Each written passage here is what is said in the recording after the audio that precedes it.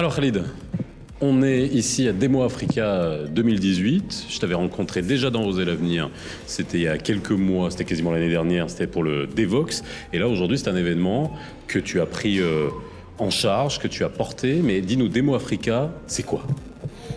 Alors, Demo Africa, c'est l'une des plus grandes compétitions de start-up tech en Afrique, qui regroupe en fait chaque année à peu près. Enfin, l'année dernière, c'était 900 startups qui ont posé leur candidature pour venir, et on en sélectionne donc une trentaine, mais les top 30, qui vont compétir dans un pays désigné. Donc on a passé le Nigeria, le Kenya et l'Afrique du Sud pendant les 6 dernières années. 2 années dans chaque... Ça s'arrête 2 années dans chaque pays. Oui, tout à fait. Et là, cette année, c'est la première fois, ça se passe à Casablanca. Oui, ça se passe à Casablanca, donc ça se passe au Maroc. Et ça se passera aussi l'année prochaine donc, au Maroc.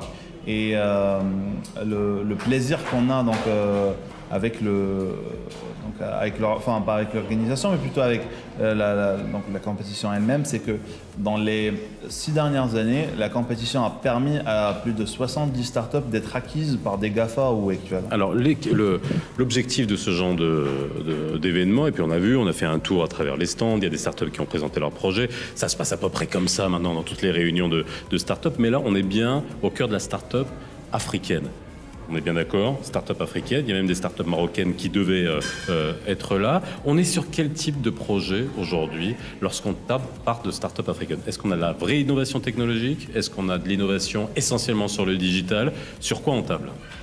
Donc en fait, on veut essayer d'être le plus inclusif possible par rapport à la technologie africaine, mais par rapport aux critères en fait, de sélection justement de ces top 30, c'est la technologie, la mission ou la solution par rapport à un problème communautaire ou à un problème de la communauté, et donc la maturité de la startup.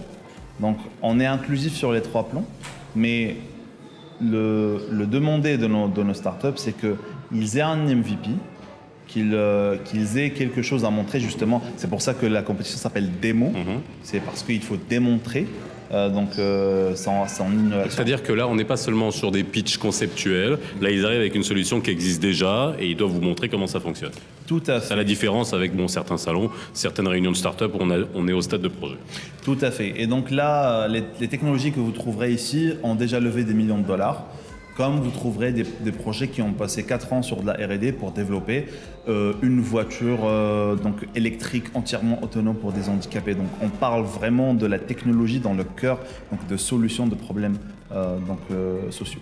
Alors, qu'est-ce qu'on a ici? On a des startups, on a aussi des investisseurs. Est-ce que les investisseurs sont venus? Parce que ça aussi, les événements comme ça, c'est pour mettre en relation les startups avec des investisseurs, des business angels ou alors des institutionnels ou des entreprises qui ont envie d'investir dans des startups. Pas seulement de les aider, mais d'investir dans des startups. Est-ce qu'il y en a ici?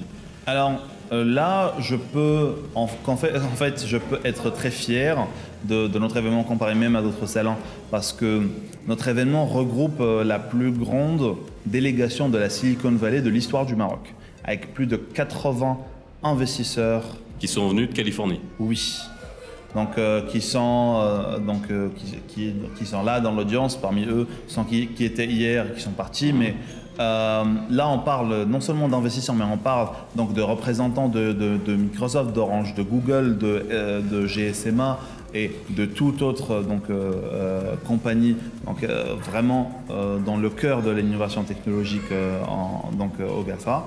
Et en même temps, ces personnes-là, ces investisseurs-là, ces corporates-là, ils sont venus au Maroc justement pour rencontrer la technologie africaine et non seulement la rencontrer, mais comprendre ce qu'elle veut faire et l'aider, que ce soit financièrement, que ce soit en l'intégrant dans des programmes corporate. Alors, dernière question, on va parler du Maroc parce qu'on est quand même à Casablanca, même si c'est une compétition africaine, on fait partie de l'Afrique quand même. 4 startups étaient sélectionnées, on ne va pas rentrer dans les détails, mais c'est vrai que il y en a certaines qui ne sont pas venues. Qu'est-ce qui manque aujourd'hui à l'écosystème des startups marocaines? C'est vrai que dans Oser l'avenir, vous le savez, on vous fait rencontrer à la radio, j'en rencontre beaucoup, j'en interroge beaucoup. Et est-ce qu'on est vraiment à l'aube d'un envol de la start-up marocaine, ou alors il manque encore quelque chose de fondamental à la start-up marocaine? Je pense que la start-up marocaine, donc durant la période naissante en fait de l'écosystème, s'est vue, je veux bien dire, privée de certains points qui ont été possibles pour leur contrepartie, que ce soit aux US ou que ce soit même des pays de la région du Moyen-Orient, que ce soit du financement ou que ce soit d'autres moyens de support. Et là, les startups marocaines doivent comprendre que justement on est à l'aube d'un changement qui vient avec le genre d'initiative qu'est Demo Africa, et ils doivent comprendre en fait l'opportunité que ça représente. On sait qu'il y a énormément d'événements qui sont instigés, que ce soit par l'écosystème local ou autre, mais il faut discerner entre les opportunités réelles et il faut faire ses recherches pour pouvoir justement comprendre où est son enjeu, Et l'enjeu, il est africain pour les startups marocaines aujourd'hui ou il est déjà marocain?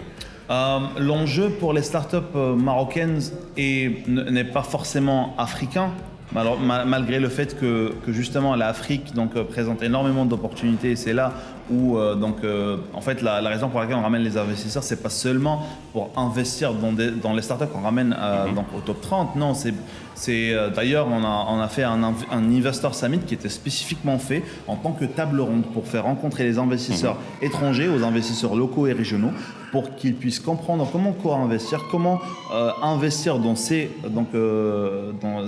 écosystèmes-là, et comment comprendre les mécanismes d'investissement et les mécanismes de mitigation de risques, etc., etc. Donc ces choses-là qui vont aider en fait les investisseurs de Silicon Valley de commencer à pouvoir investir en fait en Afrique. Bien, Khalid, merci en tout cas. Dernier mot, tu es optimiste pour la start-up marocaine? Il y a encore du boulot? Il y a encore du boulot. Oui, il y a encore du bon, et sinon je ne serais pas là. Voilà, tu as tout dit. Merci en tout cas d'avoir été avec nous. Quant à vous, je vous dis à très bientôt dans Oser l'avenir. N'oubliez pas Oser l'avenir version radio sur Atlantic Radio tous les jours avant les journaux de 8h30, 12h30 et 19h30. À très bientôt.